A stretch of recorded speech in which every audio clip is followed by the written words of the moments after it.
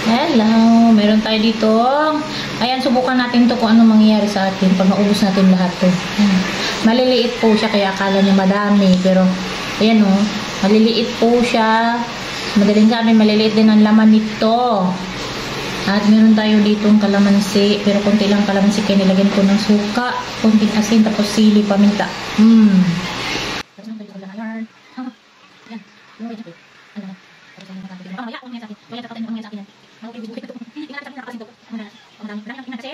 Maliliit siya. Ayan. Diba? Tapos, nagdasan ko lang kami na. Ganyan. Ayan.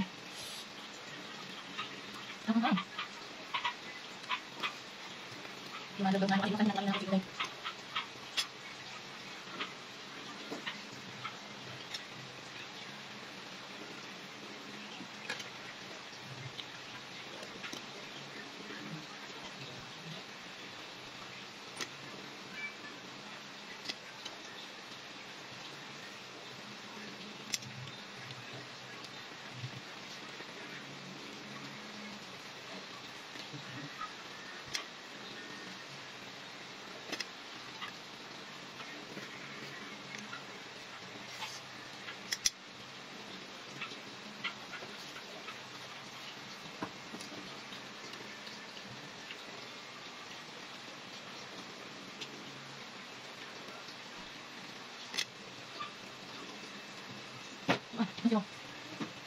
Balik ka.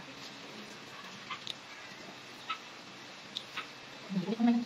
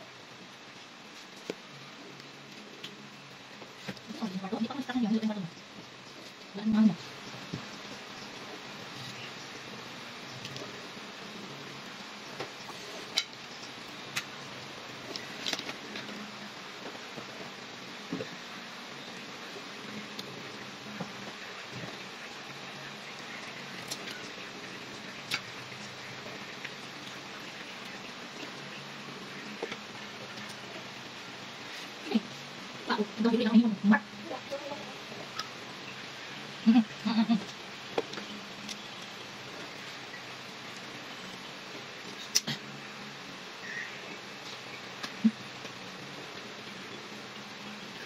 Huwag po kayong magtaka kung bakit mahaba ang video natin dito. Kasi, challenge ko yung sarili ko. Madami kasi nagsasabi na nakakahilo, nakakalasing, nakakaantok, masama sa katawan. Kaya sinubukan natin. Ito yung buhay talaga tong pagkain na to. So, ayan lang. Kaya itong mahaba, eksperimento. At ito na nga, ang lesson dito. Lahat po ng sobra ay masama. Hindi po makakabuti ang pagkain nito ng sobra o kahit ano naman sigurong sobra. Hindi po mabuti sa katawan. At pakiramdam ko po dyan ay gusto ko nang matulog. Naghahanap na yung isip ko ng banig. Totoo nga talaga yung sinabi nila na nakakalasyong ito. Kaya huwag natin kainin ng sobra. Huwag din madalas. Paminsan-minsan, konti lang. Hindi po tayo pwedeng magmukbang ng ganito kasi matay-chi tayo ng maaga. Baka hindi pa tayo makasahod kaya wala na tayo. Paalala lang. Bye!